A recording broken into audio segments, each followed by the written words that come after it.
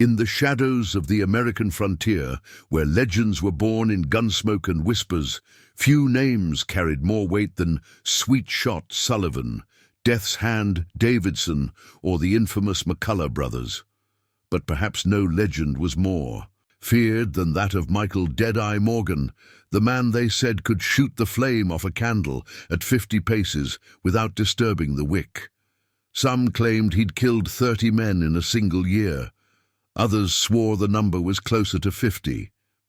But by 1875, his name had faded into myth, whispered around campfires, but presumed long dead, until the day the Carson gang decided to harass a quiet gravedigger in the town of Shadow Creek. Join me today as we uncover the story of how 6 brutal bandits learned the hard way that some legends don't die. They just find different ways to make peace with their demons. And before we dive deeper, tell us in the comments where you're watching from.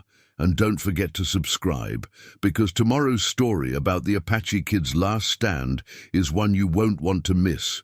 Shadow Creek, Wyoming Territory, summer of 1875. The town was like many others scattered across the frontier. A single dusty main street lined with false-fronted buildings where hope and desperation played cards for keeps in the shadow of the Wind River Mountains. What set it apart was its unusually large cemetery sprawling across a gentle slope just east of town, where the morning sun would touch the headstones first as it crept over the horizon. That's where Benjamin Wade spent his days, tending to the dead with quiet reverence. He'd arrived in Shadow Creek 2 winters ago during a particularly harsh spell that had claimed 12 lives in as many days. The previous gravedigger had succumbed to the cold himself, and Wade had simply appeared one morning, shovel in hand, asking Sheriff Thomas Cooper if the position was still open. There was something about his hands, Cooper would later write in his journal, calloused in all the wrong places for a man who claimed to have spent his life digging graves. But times were hard, the dead were piling up, and he handled the work with a dignity we sorely needed. Wade was a man of medium height and unremarkable build, the kind of face you might pass on the street and forget by the time you'd taken 10 steps. The only distinctive things about him were the grey threading through his dark hair, despite his relatively young age, and eyes that seemed to carry the weight of far too many memories. He spoke little, lived in a small cabin next to the cemetery, and did his job with meticulous care, carving headstones with an artist's touch and maintaining the grounds as if they were a fine garden rather than a place of eternal rest.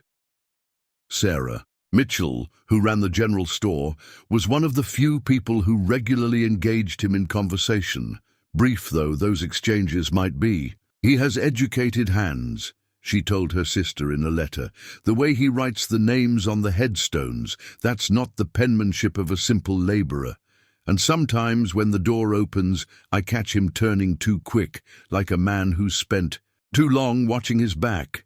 But Shadow Creek was a town that had learned to mind its own business, and if their gravedigger carried secrets, well, don't we all? That philosophy served them well enough until the day Bobby Carson and his gang rode in, trailing trouble behind them like a thundercloud. They arrived on a scorching afternoon in late June, when the heat had driven most of the town's respectable citizens indoors. 6 riders, trail-worn and dust-covered, led by a man whose smile never quite reached his eyes. Bobby Carson had made a name for himself robbing stagecoaches and mining camps across 3 territories, but lately the pickings had grown slim. As the law tightened its grip on the frontier, Sheriff Cooper watched them from his office porch, his deputy fidgeting nervously beside him. "2 kinds of bad men in this territory," Cooper mused, unconsciously echoing words spoken about another. "Quiet man in another town. Those who want you to know they're dangerous, and those who don't need to advertise. Carson's the first kind, which means he's either not as tough as he pretends, or he's got something to prove." He didn't know then how right he was on both counts, or how soon Shadow Creek would learn the true meaning of danger. Up in the cemetery, Benjamin Wade continued his work, carefully etching letters into a fresh headstone, unaware that his peaceful existence was about to be shattered by men who would learn too late that some secrets are best left buried, and some legends never truly die. The Carson gang's reputation had preceded them to Shadow Creek, whispered warnings carried on the summer wind, 3 bank robberies in Montana, a botched stagecoach heist in Idaho that left 4 passengers dead, and most recently, the brutal raid on the Thompson mining camp where they'd burned the mess hall with the cook still inside. Bobby Carson wore these stories like badges of honor, but his younger brother Jack was the one people watched most carefully, the quiet one with dead eyes and quick hands. If you're enjoying this tale of buried secrets and frontier justice, make sure you're subscribed to catch tomorrow's story. Now back to Shadow Creek, where fate was about to remind everyone that the most dangerous predators are often the ones you never notice. The Silver Dollar Saloon became the gang's unofficial headquarters, with Bobby Carson holding court at a corner table while his men made their presence known throughout town. Jack Carson, however, spent his time watching the street through the window, his eyes lingering on the cemetery hill where Benjamin Wade worked with methodical precision. Something about that Gravedigger, Jack muttered to his brother on their second day in town. Way he moves ain't natural for a man who spends his days digging holes. Bobby Carson laughed, the sound lacking any real humor. Getting spooked by a dirt shoveler now, little brother? Maybe you're losing your edge. But Jack Carson hadn't survived this long by ignoring his instincts. He'd seen Wade lift a fallen headstone that should have taken 2 men, seen how the Gravedigger's eyes swept the horizon at regular intervals, cataloging movement with military precision. These weren't the habits of a simple cemetery keeper. Sarah Mitchell noticed the growing tension from her store across the street. She'd been around long enough to recognize the signs. The way the Carson gang grew more restless each day, like caged wolves searching for weakness. When Wade came in for his weekly supplies, she tried to warn him. They've been asking questions about you, Mr. Wade, about your past, where you came from. Maybe you should take a few days away, visit your sister in Cheyenne like you mentioned. Wade's hands paused briefly as he counted out coins for a bag of coffee. I don't have a sister in Cheyenne, Miss Mitchell. Never said I did. His voice was soft, but something in his tone made her shiver. It was the first time she'd caught him in a lie, and it made her wonder what other falsehoods he'd woven so carefully into his quiet existence. The confrontation, when it came, started small, as these things often do. 2 of Carson's men, drunk and looking for amusement, decided to pay their respects to the dead. Wade found them in the cemetery at dusk, using their knives to deface a fresh headstone while bottles of whiskey lay broken among the graves. Evening, gentlemen. Wade's voice carried clearly in the cemetery silence. These grounds are closed after sunset. The larger of the 2 men, a scarred bruiser called Mexican Pete, turned with an ugly grin. Well, if it ain't the grave-digging man himself. Me and Billy here were just admiring your handiwork. He ran his knife down the carved letters, leaving a deep scratch across a child's name. Fine skill you got with these pretty letters. Seems a waste, though, don't it? Writing names for worm food. Wade set down his shovel, the movement deliberate and unhurried. You're standing on Sarah Cooper's grave. She was 6 years old. Died of fever last winter. Her mother visits every Sunday with flowers. He took a step forward, and something in his bearing made both men tense. You're going to clean that headstone. Then you're going to leave, and you're not coming back. Billy, younger and meaner than his companion, spat on the ground. Or what, old man? You'll dig us a hole. Wade's reply was so quiet they had to strain to hear it. No, son. If you don't show proper respect for the dead, I'll make sure you join them. There was something in his voice, something that cut through their whiskey-fueled bravado like a winter wind. Later, neither man could explain exactly what happened next. They only knew that suddenly Wade was much closer than he should have been, moving with a speed that seemed impossible for a simple gravedigger. Mexican Pete's knife somehow ended up buried in a wooden post 20 feet away, and Billy found himself on his knees, arm twisted at an angle that promised agony if he so much as twitched. "The cleaning supplies are in the shed," Wade said calmly, as if nothing had happened. "You'll find rags and polish on the second shelf. I expect that stone to shine by morning." He released Billy and stepped back, his movements once again those of a simple cemetery keeper. But as the two men hurried to comply, both noticed his hands, steady, relaxed, but positioned exactly as a gunfighter's would be, just inches from where holsters should have ridden. News travels fast in frontier towns, carried on whispers and suspicious glances. By morning, everyone in Shadow Creek had heard about the incident at the cemetery, though the stories varied with each telling. Some said Wade had disarmed both men with supernatural speed, others claimed he'd spoken to them in a voice that made their blood run cold. But everyone agreed on one thing: their quiet gravedigger was more than he appeared. Before we continue with this story of hidden identities and frontier justice, take a moment to subscribe to our channel. We've got more tales of the Old West coming your way, and you won't want to miss them. Now back to Shadow Creek, where the dust was about to be kicked up by more than just the summer wind. Sheriff Cooper found Wade at his usual morning task, carefully trimming the grass around the newer headstones. Mexican Pete and Billy had indeed gleaned Sarah Cooper's headstone. It gleamed in the morning sun like new silver. The sheriff studied his gravedigger carefully, noting how Wade seemed to track his approach without looking up from his work. "Heard there was trouble last night," Cooper said, keeping his tone casual. "Two of Carson's boys causing problems." Wade continued his precise trimming. "Nothing I couldn't handle, Sheriff. They won't be back." "That's what concerns me." Cooper shifted his weight, his badge catching the sunlight. "See, I've been asking around about you, Wade. Sent some telegrams after Carson's gang arrived. Funny thing, seems no one's ever heard of a gravedigger matching your description in any of the places you claim to work." Wade finally looked up, his eyes meeting Cooper's. Something passed between the two men, an unspoken understanding. "Maybe you weren't asking the right questions, Sheriff." "Maybe not," Cooper agreed. "But I did hear stories about a man who disappeared about the same time you showed up here.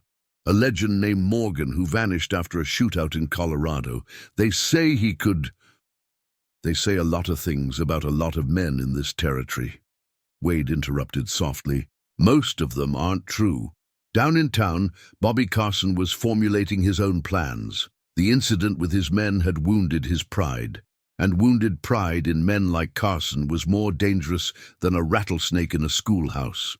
He'd sent riders to nearby towns, seeking information about Wade's past, while Jack Carson spent hours watching the cemetery through a spyglass. "Got something," Jack announced late that afternoon, entering the saloon where his brother held court. "Ryder just came in from Fort Laramie. 2 years ago they had a gravedigger there who showed up out of nowhere, just like our friend Wade. Stayed 3 months, kept to himself. Then some bandits tried to rob the bank. Story goes, 3 of them died from single shots to the head, but no one ever figured out who fired them. Gravedigger disappeared the next day." Bobby Carson's eyes gleamed with malicious interest. "Sounds like our friend might be more interesting than we thought. What else?" "Man I talked to mentioned something else, a rumor about Deadeye Morgan.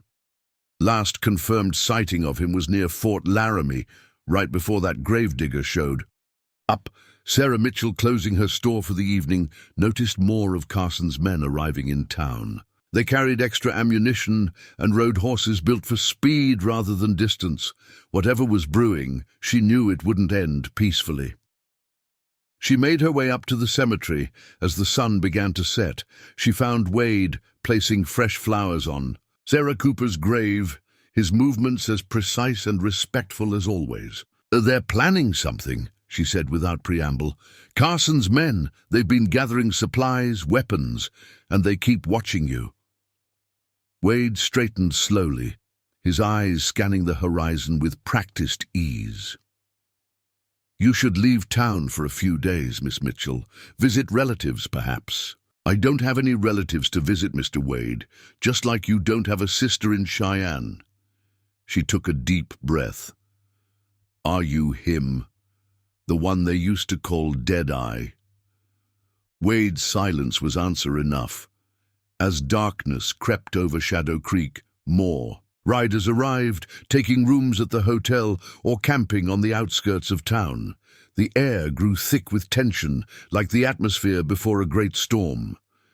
Up in the cemetery, Benjamin Wade continued his evening routine, though anyone watching closely might have noticed him checking the loose earth near certain graves, as if verifying the location of things buried deeper than bodies. Night fell over Shadow Creek like a velvet shroud, bringing with it an uneasy silence, the kind of silence old-timers said came before blood was spilled. Bobby Carson had gathered his lieutenants in the back room of the Silver Dollar, their voices low as they pored over a crude map of the cemetery drawn by Jack's careful hand. If you're finding yourself drawn into this tale of buried secrets and impending violence, make sure to hit that subscribe button. We've got more stories of the Old West that'll keep you on the edge of your seat.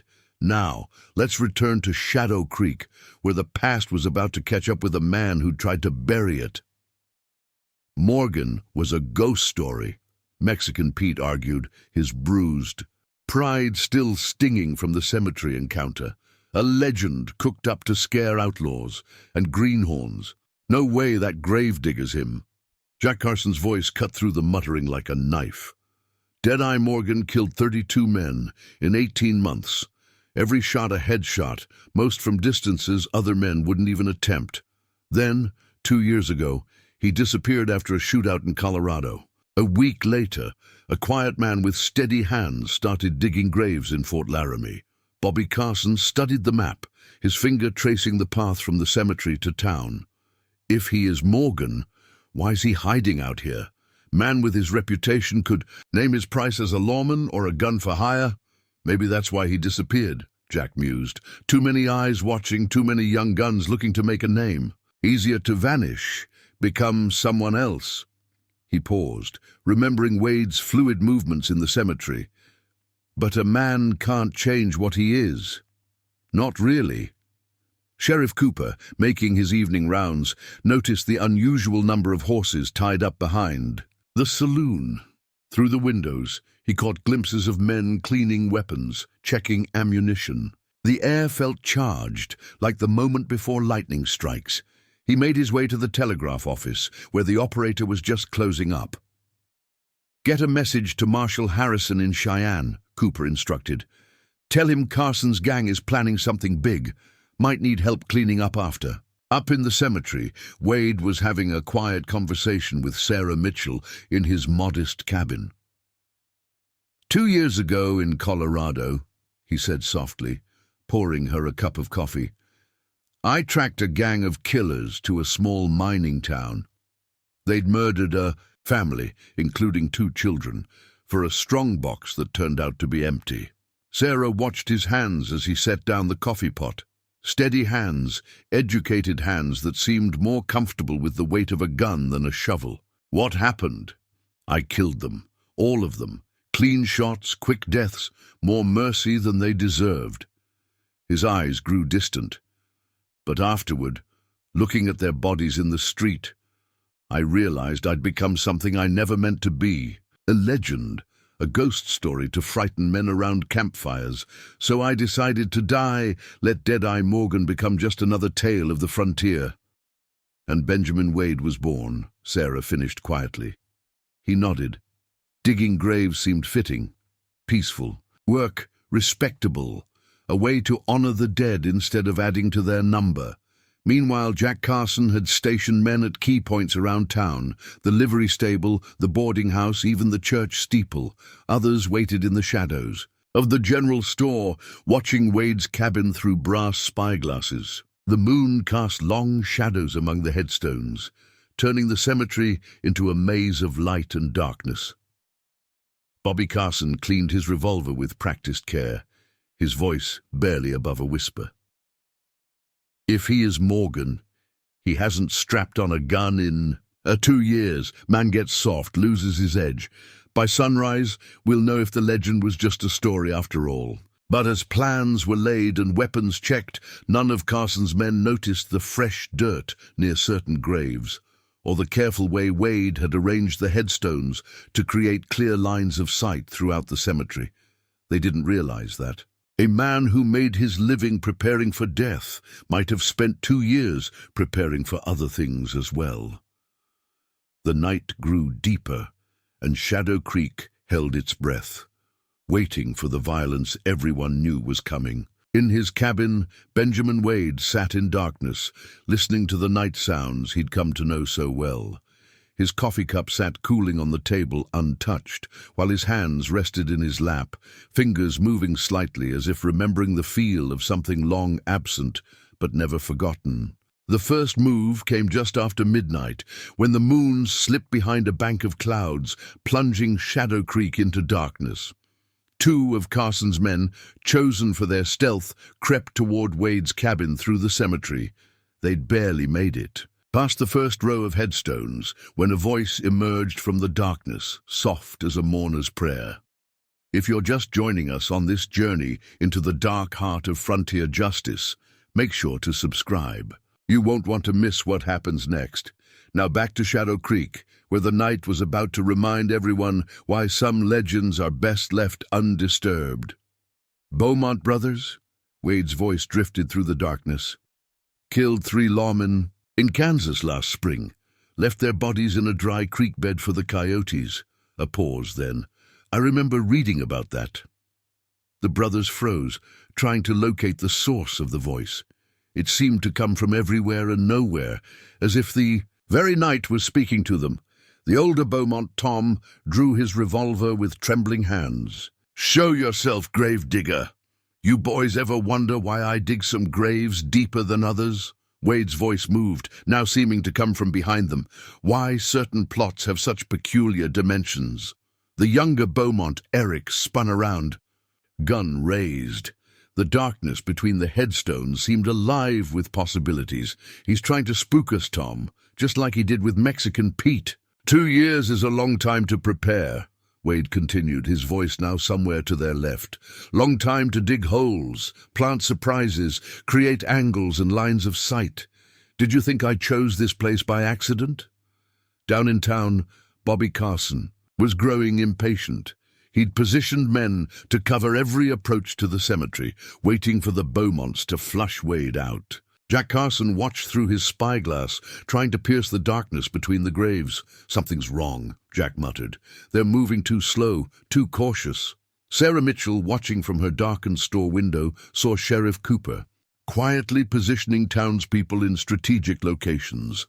Not everyone in Shadow Creek was willing to stand by while violence visited their town.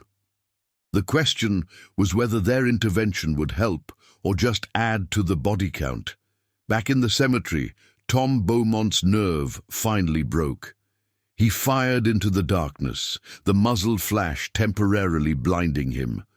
In that moment of illumination, both brothers caught a glimpse of movement behind a tall headstone. Tom fired again, stone chips flying as his bullet struck marble. The return shot came from an entirely different direction, a single sharp crack that echoed through the night. Eric Beaumont's gun went flying, along with 2 fingers of his right hand. His scream pierced the darkness, sending birds flying from the old oak tree near the cemetery gate. "That's your warning," Wade's voice had moved again. "More than you gave those lawmen in Kansas. Leave now, walk back to town and live. Stay, and I start aiming a foot higher."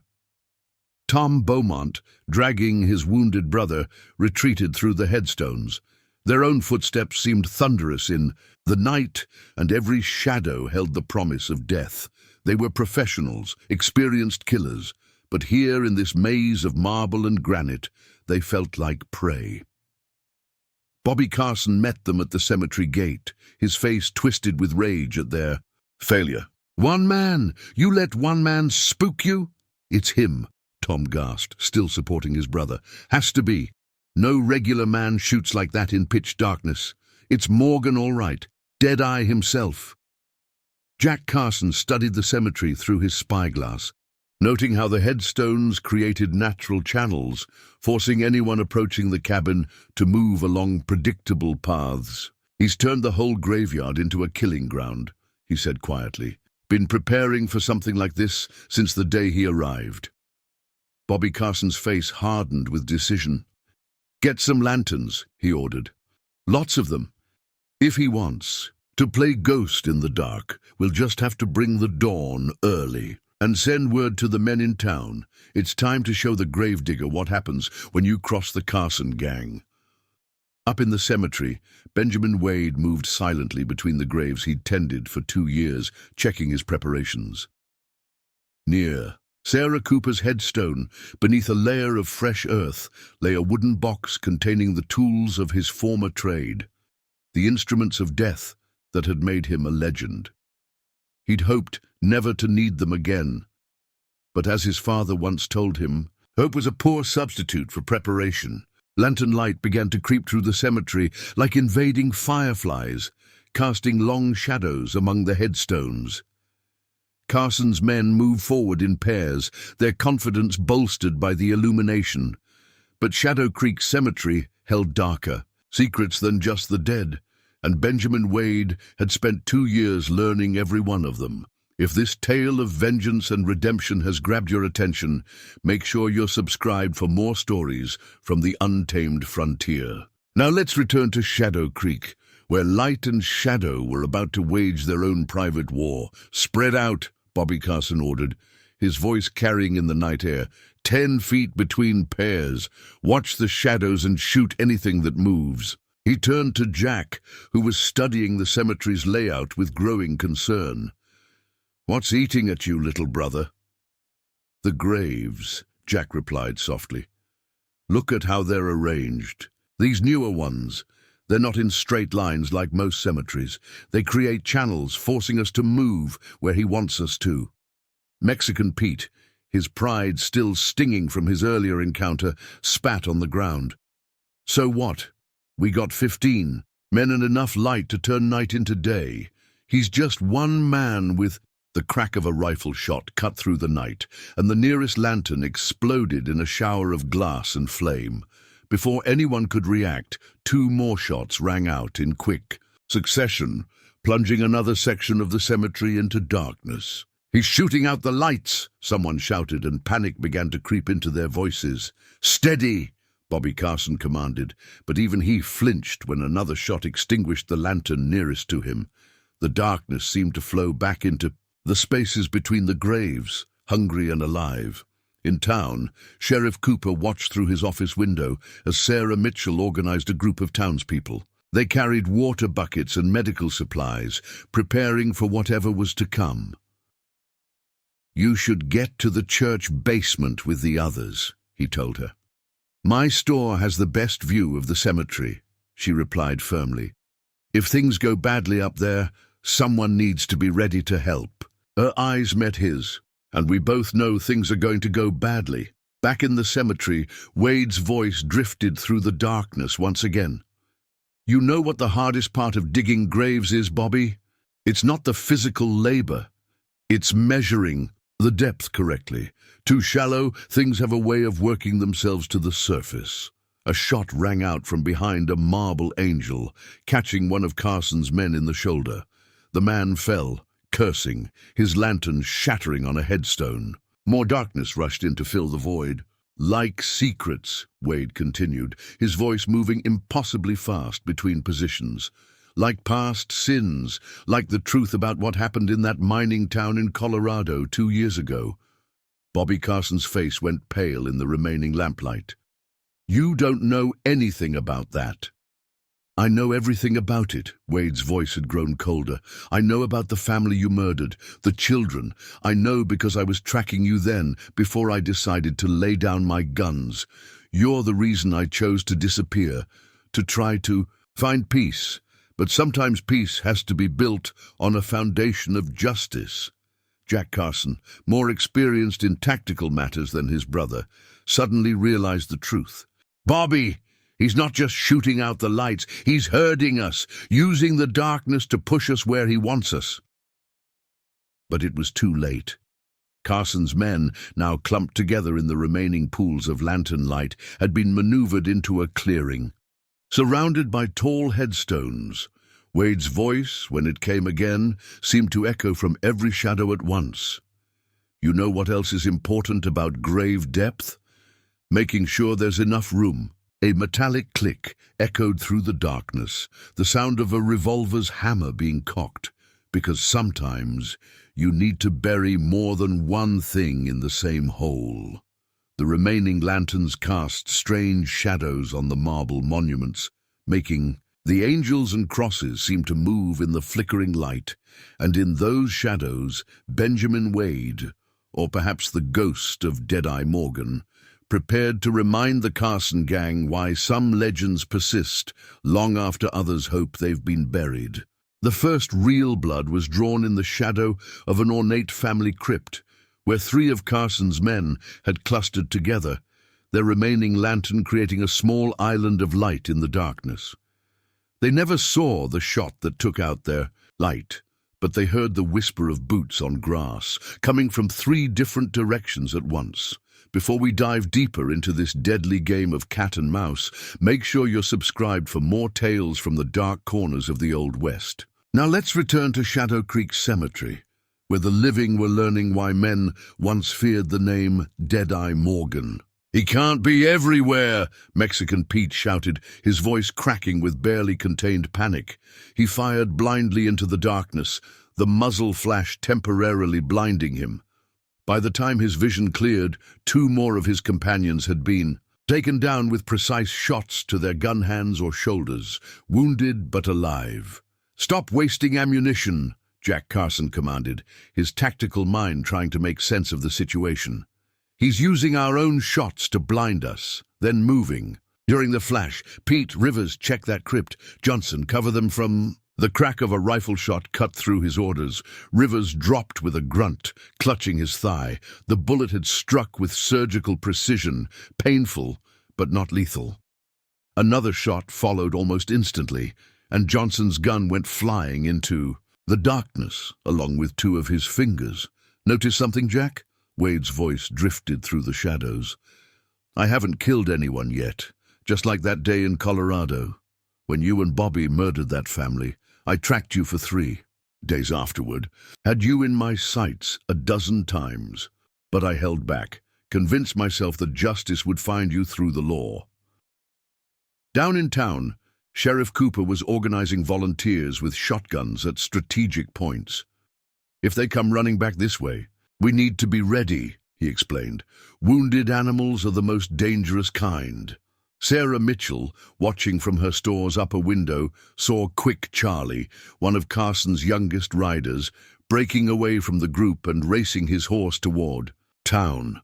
A single shot rang out and the horse reared, throwing its rider into the dust. The animal was unharmed, but a bullet hole smoked in the saddle, inches from Quick Charlie's leg, a warning shot delivered with impossible precision in near-total darkness.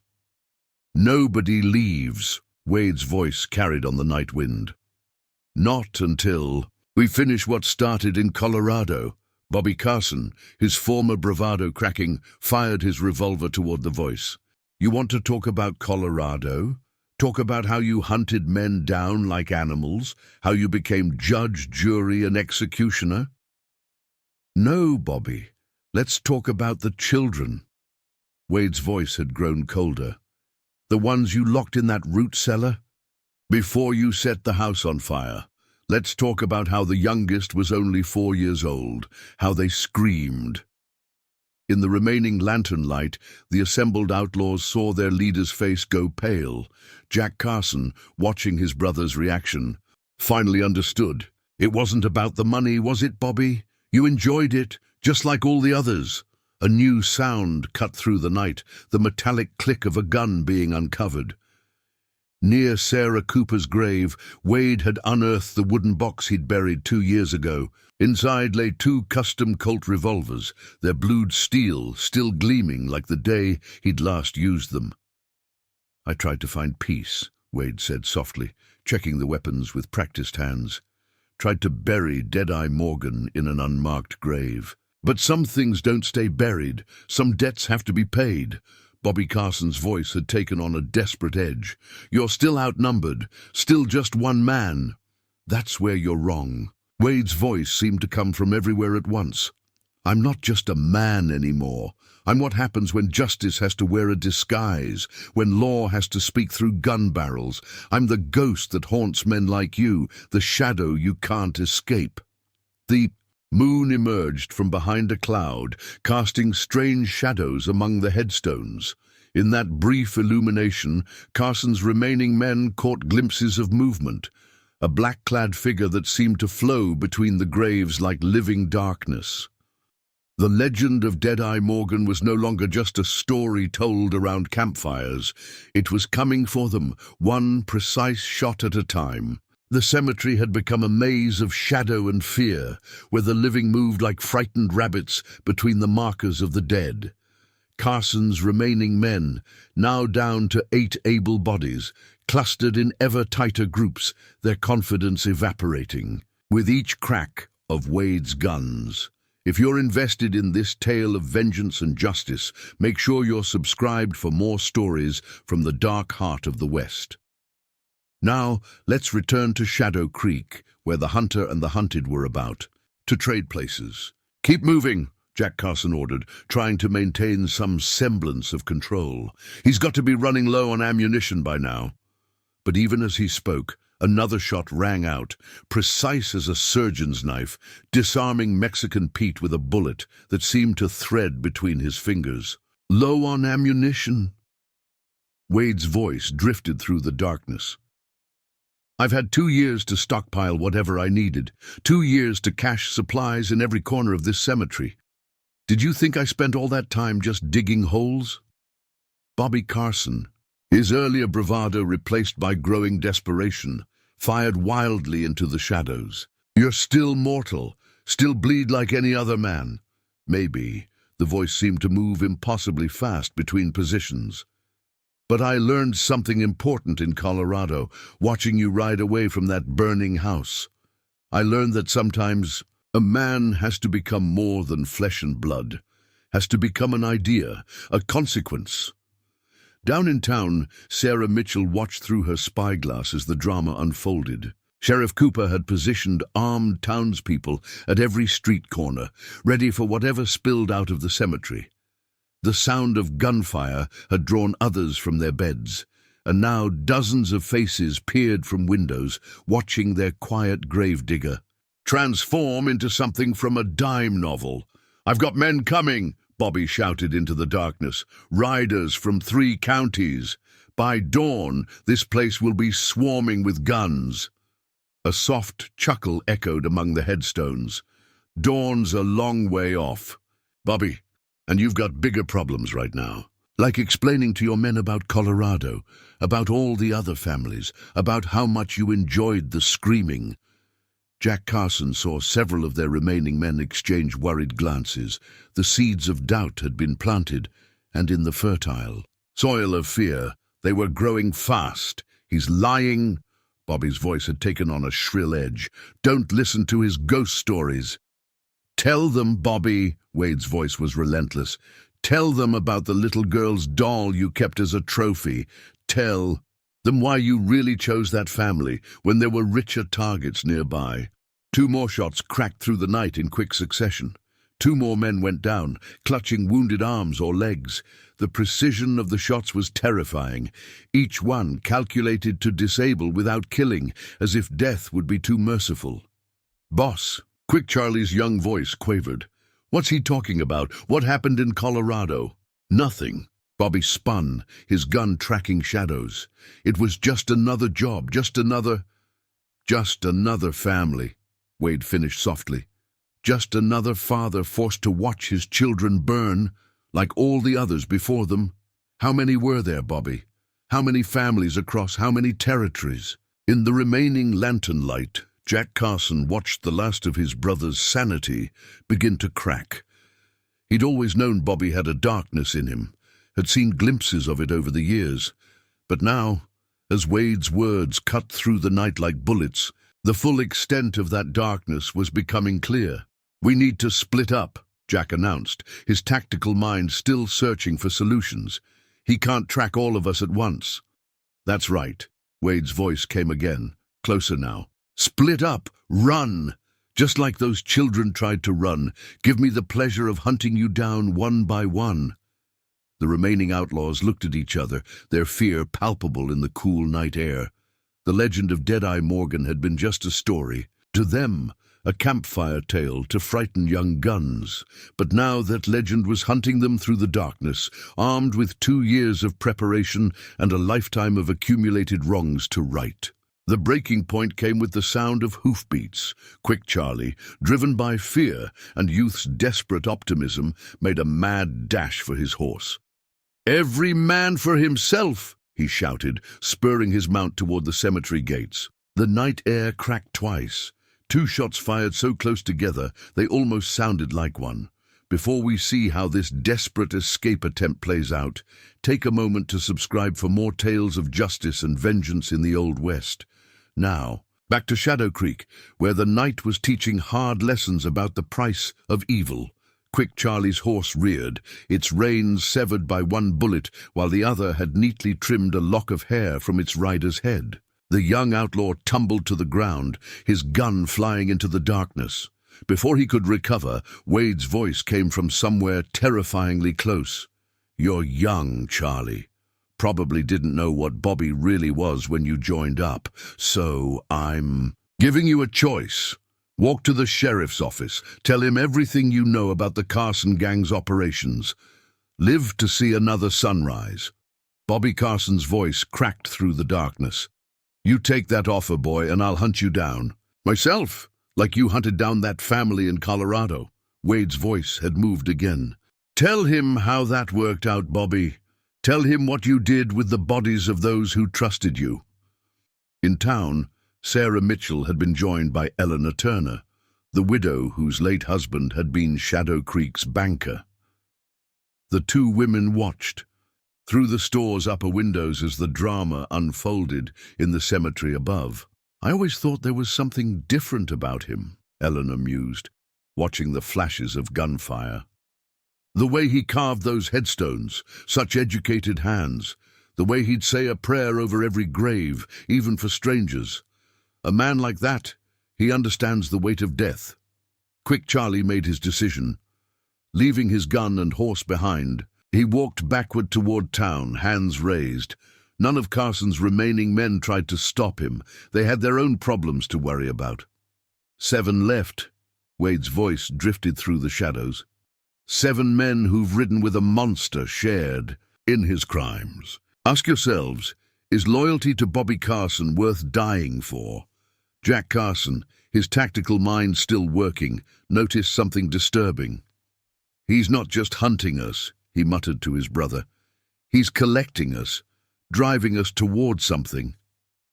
Bobby Carson, his composure cracking further with each passing minute, spun to face his brother. "What are you talking about?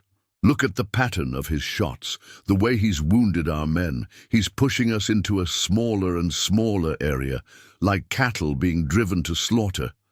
Mexican Pete, nursing his injured hand, nodded grimly. "The new graves," he said. "The ones he dug last week. They form a kind of circle, maybe 30 feet across. We're almost in the middle of it now." Wade's voice, when it came again, carried a note of cold approval. "Smart men, smarter than your boss. You've finally noticed the trap, but you're already inside it, just like that family in Colorado was trapped in their own home." High up in the church tower, Sheriff Cooper had positioned Deputy Wilson with a spyglass. The young lawman's voice came down in a harsh whisper. "Sheriff, there's something strange about those new graves. The dirt looks different." 2 years. Wade's voice echoed among the headstones. 2 years to prepare this ground, to turn this cemetery into a weapon. Did you really think I spent all that time just tending to the dead? The remaining outlaws, now packed together in the center of Wade's trap, felt the ground shift subtly beneath their feet. The loose earth of the fresh graves seemed to move, as if something beneath was stirring to life. Bobby Carson, Wade's Voice had taken on an almost ceremonial tone. You made your reputation burning people alive in their homes. Let's see how you enjoy being trapped for a change. The night wind carried the smell of lamp oil seeping up through the carefully prepared soil, and the sound of a match being struck echoed through the darkness like the rattle of a snake's warning. The match arced through the darkness like a falling star, landing in the loose soil at the edge of Wade's carefully prepared circle. The ground caught fire instantly, flames racing through hidden channels beneath the fresh graves surrounding Carson's remaining men in a ring of fire that cast wild shadows on the surrounding headstones. If this tale of calculated vengeance has captured your attention, make sure you're subscribed for more stories from the deadly frontier.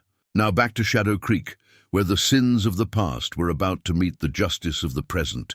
Jesus Christ! Mexican Pete stumbled back from the advancing flames, only to find fire rising behind him as well. He's turned the whole cemetery into a trap. Not the whole cemetery, Wade's voice came from beyond the circle of fire. Just this part, just for you.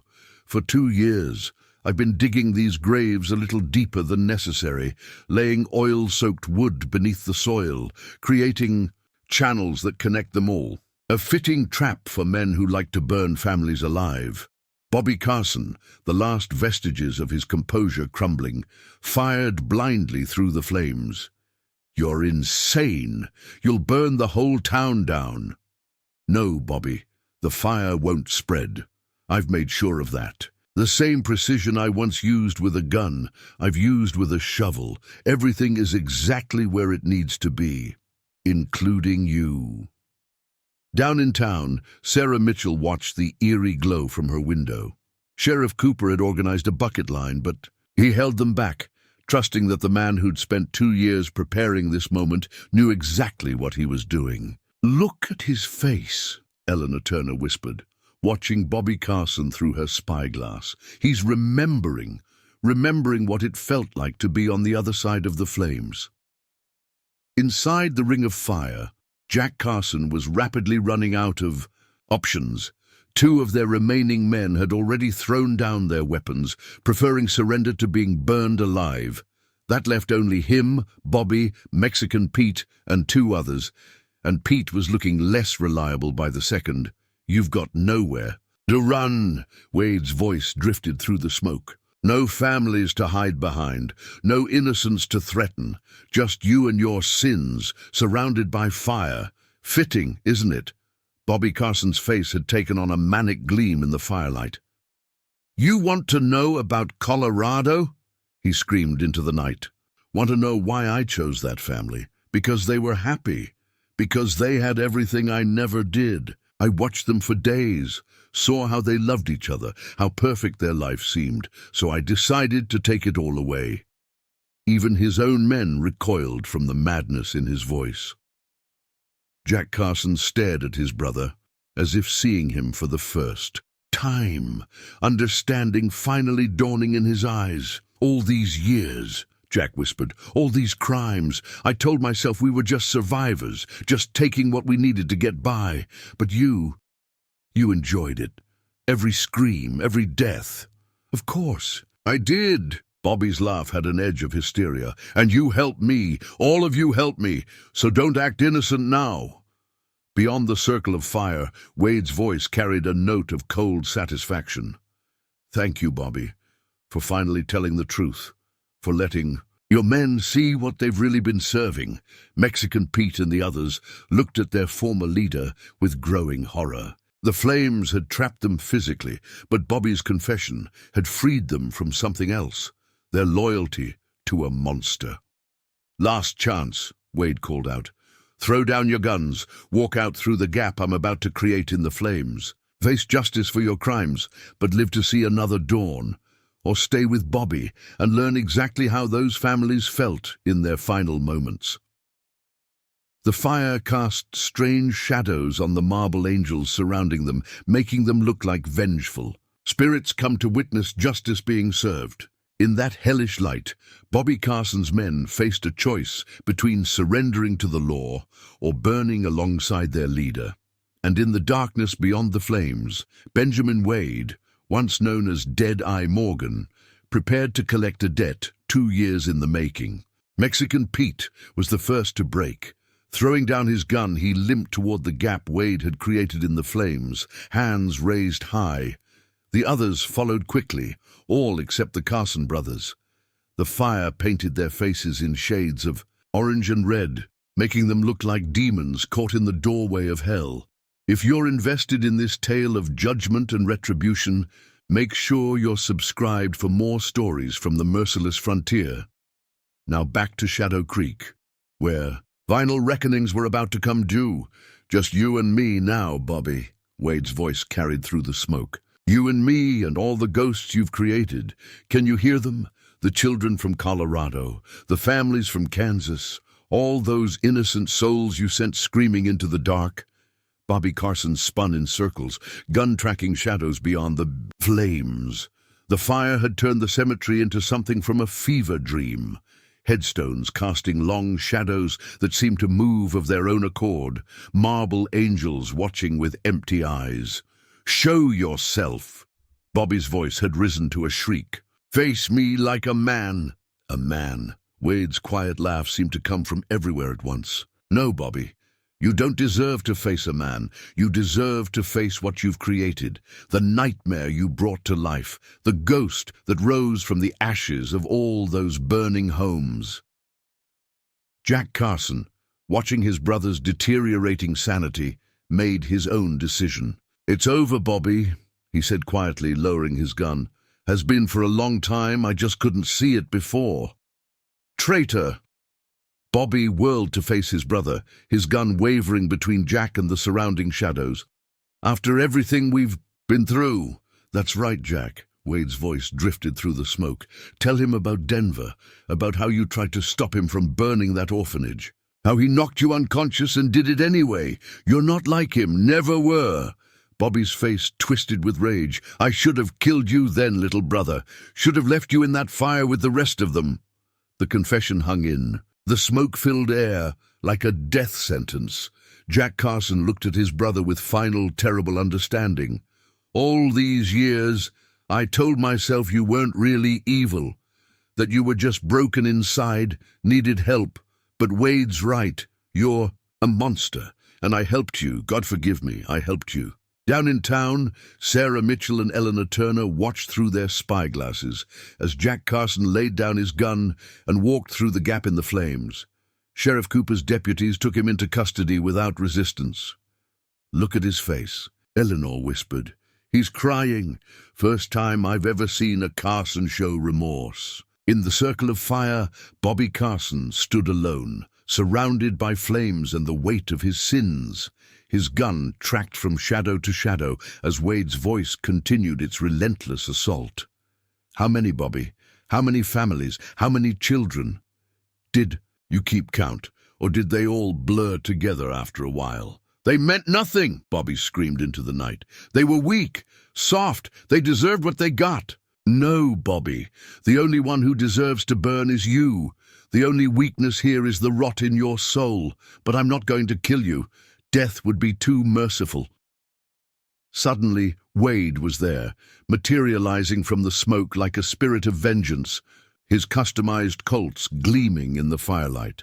Bobby Carson spun and fired, his shot going wide as panic destroyed his aim. Wade's return shot was precise as surgery, striking Bobby's gun hand. The weapon flew into the flames as Bobby fell to his knees, clutching his shattered fingers. 2 years ago, I could have killed you, Wade said softly, stepping fully into the firelight. Should have killed you, but I convinced myself to let justice take its course. My mistake. Sometimes justice needs a helping hand. Sometimes it needs to wear a disguise and carry a shovel instead of a gun. The fire cast strange shadows across Wade's face, making him look like one of the cemetery's marble angels come to life, an agent of divine retribution dressed in a gravedigger's clothes. Bobby Carson, kneeling in the dirt, looked up at his judge, jury, and executioner with the first real fear he'd ever shown. The flames cast dancing shadows across the cemetery as Bobby Carson knelt before the man he'd unknowingly pushed out of retirement. The notorious outlaw's bravado had finally cracked, revealing the coward that had always lurked beneath the surface. The kind of man who burned children alive but couldn't face death himself. Before we witness Wade's final judgment, take a moment to subscribe for more tales of justice and retribution in the Old West. Now, back to Shadow Creek, where legends and ghosts were about to settle their accounts. "Please," Bobby whimpered, cradling his shattered hand. "I've got money, lots of it, hidden all over the territory. It's yours, all of it." Wade's voice carried a cold finality. "Like the money you offered that family in Colorado before you burned their home? Their children begged too, didn't they?" "Bobby, what was it you told them? Scream all you want. Ain't nobody coming to help." Down in town, Sheriff Cooper and his deputies had secured the surrendered outlaws. Jack Carson sat quietly in a cell, tears streaming down his face as years of suppressed guilt finally broke through. Sarah Mitchell brought him water, and he spoke softly through the bars. "I always knew something was wrong with Bobby. Even when we were kids, he'd hurt animals, set fires. But he was my brother. I told myself I could control him, guide him. Instead, I just helped him hide the bodies." Back in the cemetery, Wade circled Bobby like a wolf sizing up wounded prey. The fire had begun to die down, but enough flames remained to paint the scene in hellish shades of orange and red. "You know what I've learned in 2 years of digging? Graves, Bobby? Every man dies differently. Some go quiet, some fighting, some find peace at the end, others die cursing. I've buried them all, said prayers over their graves, even when I knew some didn't deserve them." Bobby tried to lunge for his fallen gun, but Wade's boot came down on his wounded hand, drawing a scream that echoed among the headstones. "But you're not going to die tonight. Death is too simple, too clean for what you've done." Through the gap in the flames walked Eleanor Turner, the widow who'd helped Wade prepare his trap. She carried a wooden box that made Bobby's eyes go wide, with recognition. "That's right," Wade said softly. "The little girl's doll, the one you kept as a trophy. Found it among your things when I tracked you to that camp in Colorado. Been keeping it safe, waiting for this moment." Eleanor's voice trembled with controlled rage. "My Thomas tried to stop you from robbing the bank. You didn't just kill him, you made me watch, said it would be a lesson to other folks who tried to be heroes." Bobby's face showed the first glimpse of understanding. "The banker's widow, you've been helping him all this time?" "Everyone in Shadow Creek has been helping," Wade replied. "Every grave I dug, every trap I laid, the whole town knew who I was, what I was planning.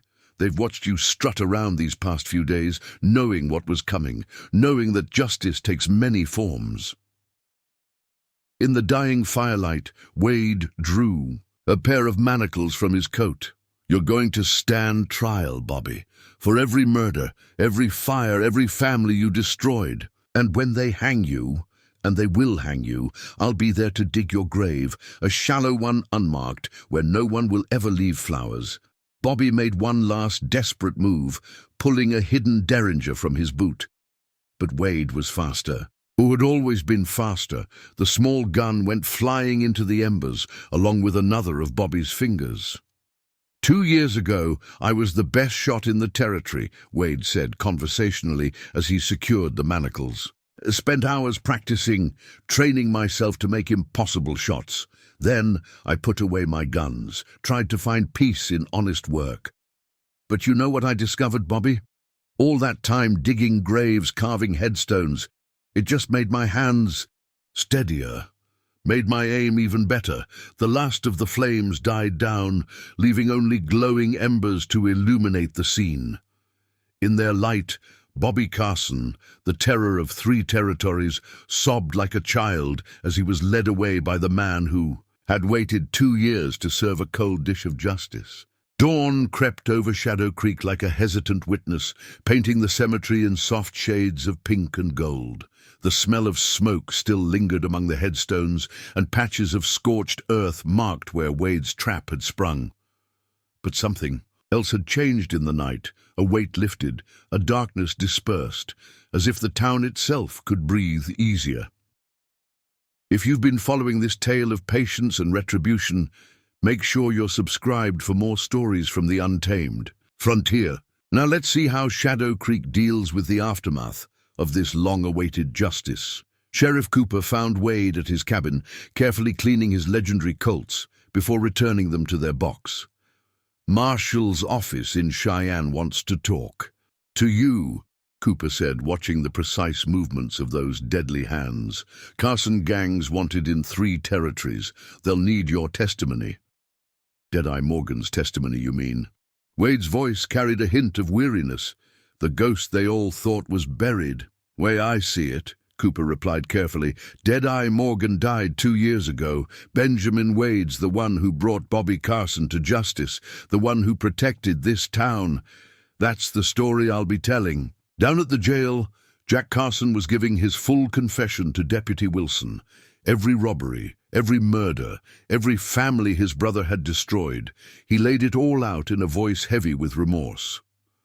Sarah Mitchell, bringing breakfast to the prisoners, paused to listen. "Bobby was always drawn to fire," Jack explained. "Even as kids, he'd set things ablaze just to watch them burn. I told myself I could control him, channel it. Instead, I became part of his darkness. Been carrying that weight so long, I forgot what it felt like to stand straight." In the general store, Eleanor Turner displayed the rescued doll in her window. Not as a trophy, but as a memorial. Beneath it, she placed a simple sign: "For all the children, for all the families. Justice comes to those who wait." Wade spent the morning repairing the cemetery, his movements as measured and respectful as ever. The ground that had served as his trap would need special attention, but he'd already selected new plots for future graves. Life, death, and the rituals that connected them would continue. "Will you stay?" Sarah Mitchell asked, bringing him water as he worked. "Now that everyone knows who you are?" Wade paused, looking out over the graves he'd tended for 2 years. Benjamin Wade's not just a disguise anymore. This town, these people, they became something real, something worth protecting. Word of Bobby Carson's capture spread through the territories like wildfire. Some called it justice, others revenge, but all agreed on one thing: the legend of Deadeye Morgan had grown even larger. He wasn't just a deadly shot anymore. He was patience personified, a ghost who could wait years to serve justice. "Quick, Charlie," the young outlaw who'd chosen surrender over loyalty to Bobby, found himself swept up in the aftermath. Deputy Wilson caught him staring at Wade's cabin, a strange expression on his face. "Trying to figure something out?" Wilson asked. 2 years, Charlie said softly. He spent 2 years digging graves, preparing traps, waiting for the right moment. Never lost focus, never got impatient. That's not just skill, that's something else entirely. "That's justice," Wilson replied, "the kind that doesn't need to wear a badge. The kind that can disguise itself as a simple gravedigger and wait for evil men to walk into its arms." By midday, U.S. Marshals had arrived to take custody of Bobby Carson. They found him a broken man, muttering about ghosts and fire, about justice that could wear a shovel-calloused disguise. His shattered hand had been bandaged, but the deeper wounds, the ones to his legend, his pride, his illusion of power, would never heal. Wade watched from the cemetery as they led Bobby away. Sarah Mitchell stood beside him, noticing how his right hand still occasionally drifted to where his gun belt would have ridden in the old days. "Some habits don't die," he said, catching her glance. "Some skills don't fade. Just get buried for a while, waiting for the right reason to resurface." In the weeks that followed, Shadow Creek gradually returned to its normal rhythms, though change lingered in the air like the last traces of gunsmoke. The cemetery's scorched earth was carefully tended, new grass beginning to grow over the ground that had served as Wade's trap. Life and death continued their eternal dance, and Benjamin Wade remained their faithful conductor. Before we close this chapter of frontier justice, take a moment to subscribe for more tales from the untamed West.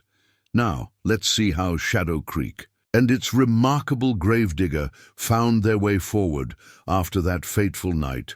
Bobby Carson's trial in Cheyenne became the stuff of legend. Witnesses came from 3 territories to testify, including families of his victims. Jack Carson's testimony proved crucial, his quiet words painting a picture of his brother's madness that no jury could ignore. When the judge pronounced the death sentence, Bobby's only response was to ask if the ghost would dig his grave. Some men choose the path of violence, Wade had once told Sarah Mitchell, watching them lead Bobby away. I simply became the consequence of their choice. The legend of Deadeye Morgan grew in the telling, transforming from a simple story of a deadly gunman into something more profound. A tale of patience, justice, and the price of redemption. But in Shadow Creek, they knew the truth was both simpler and more complex than the stories. Deputy Wilson, perhaps understanding better than most, explained it to Quick Charlie before the young man left to start a new life. Most men would have just killed Bobby Carson, gotten revenge quick and clean. But Wade knew something deeper was needed. The kind of justice that makes men think, makes them face what they've done. Jack Carson, sentenced to 20 years for his role in his brother's crimes, found a kind of peace in prison. He wrote letters to the families of their victims, offering what closure he could. Wade would later say that Jack's redemption proved every soul could find its way back to the light, given the chance. Sarah Mitchell and Wade's relationship evolved quietly, like the changing of seasons. She brought him supplies as always, but now they would talk for hours about books, about life, about the weight of the past and the promise of the future. The town watched with approval as their gravedigger found something beyond his mission. Of justice. You know what I learned from all this, Eleanor Turner said one evening, sharing tea with Sarah. Sometimes the most dangerous men aren't the ones who wear their violence like a badge. Sometimes they're the quiet ones, the patient ones, the ones who can wait years to serve justice. Wade kept his Colts cleaned and oiled in their box, but they remained buried beneath the cemetery grounds. Insurance, he called them, when Sheriff Cooper asked. Like keeping a lightning rod on your roof. Hope you never need it, but best to be prepared. The town itself changed subtly, but significantly. Word spread that Shadow Creek was protected by more than just law. It had a guardian, who could become something darker when needed. A man who could switch from gravedigger to ghost at a moment's notice. Trouble seemed to avoid the town after that, like water flowing around a stone. 1 year to the day after Bobby Carson's capture, Wade stood in the cemetery at sunset, placing flowers on Sarah Cooper's grave as he always did. Sarah Mitchell found him there, his face peaceful in the fading light. Do you miss it? She asked. Being him, being the legend. Wade considered the question, watching the shadows lengthen between the headstones. Deadeye Morgan was born from pain, from a need to bring justice to a lawless land. But Benjamin Wade, he was born from something else, a desire to protect, to serve, to honor both the dead and the living. He took her hand gently, and together they walked through the cemetery he'd transformed from a simple graveyard into something more. A reminder that justice might sleep but never dies, that some legends serve best when they put away their guns and pick up more humble tools. The sun set over Shadow Creek, painting the headstones in shades of gold and purple. The town's guardian returned to his quiet work, knowing that if darkness ever returned, the ghost could always rise again. But for now, the gravedigger was enough, more than enough, and in that knowledge he had finally found his peace.